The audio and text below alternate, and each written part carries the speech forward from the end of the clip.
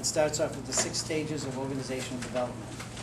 And then you'll have a paper here that has a paperclip to it, some little dots.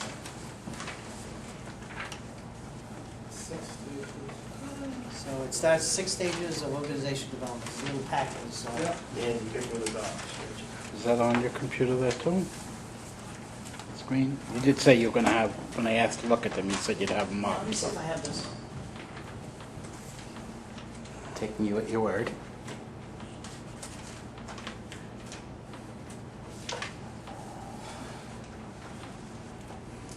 Well, I'm going to start with this one. How come you have yellow dots? I have.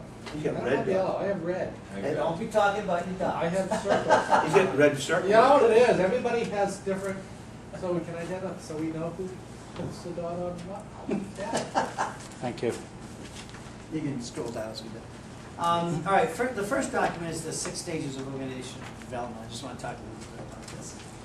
You know, this is, let me start by saying that looking at systems, because that's what I like to do, system approaches. Although you don't probably want to hear that education is not a business, it is in a sense. There are many common denominators between a business and the way education is. The only thing is that when business gets poor, we don't get to lay off kids.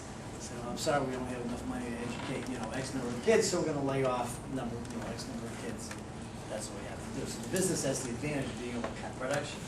We can't. Our production is putting out kids, and if we had limited dollars, we cannot do that. So it doesn't line up perfectly. But as a board, and remember now, we're talking about this from a board perspective. You're the leaders of this organization, and you have a perception of how the district is doing in a number of areas. And I'm going to talk about definitions, but if we just go to this page for a minute,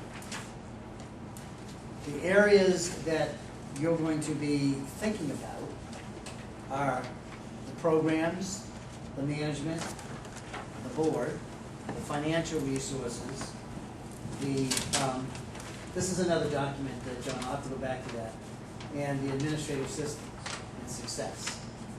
And then we have, across the top, developing growth and maturity. All right? So this is sort of going to be the context that you're going to be looking at. So going back to the 6 stages of organizational development, the inception. This organization, of course, was founded through statute many years ago. But you don't go and say, okay, that was already done. We were in the infancy stages. We were created by the state. You're looking at it as a board. So as a board, where are you in terms of the development of the organization? Are you in the developing stages? At the end of this, where you are at a growth stage, or are you at maturity level? And by the way, these are not judgmental words. Maturity sounds like we all want to be mature.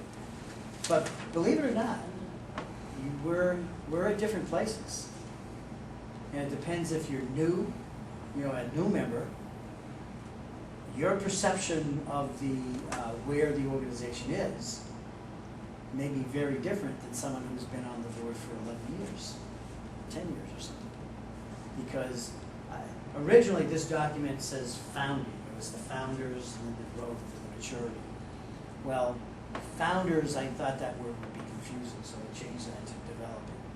Because you would be thinking, well, we didn't create the legislation to do this. So in your role in terms, as you look at the envision of the courts, often organizations are formed when a founder or a group of people got together, recognized an unmet need, and decided to do something about it.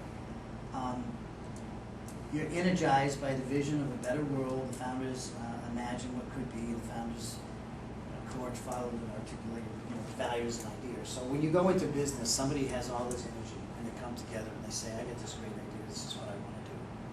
Usually they're not very good at carrying through, by the way. They found the organization, and then they hire people to actually implement their great ideas, because they're founders, they go off and invent something else, you know. So you really, as you look at yourselves, you're the founders of the organization now, because everything that has preceded you has been passed on to you as a board. Board policies that came before you, you know, all the history.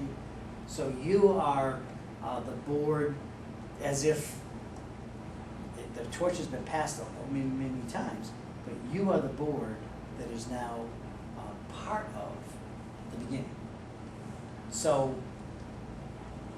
you don't want to have the feeling of, well, this was done by another board. It's, you know, it's not, it wasn't my policy, you know, it wasn't my, you know, I don't have anything to do with this, because you do. You are now in someone's seat from 20, 30 years ago that has helped the organization evolve through its policies and its practices, and that's been handed off to you. So you own everything that has happened before you. And if you think that some of those things need adjusting, then you're going to make suggestions and some changes to policies and updating and governance and things like that. But the point I'm trying to make is you need to look at this as a board member, as you have picked up the torch of a lot of people that have moved this deli run along as an organization. You have all the same responsibilities. Okay? Because a lot of board members will come on, I was one and say, okay, here's where I start time, so I own everything from here forward. No.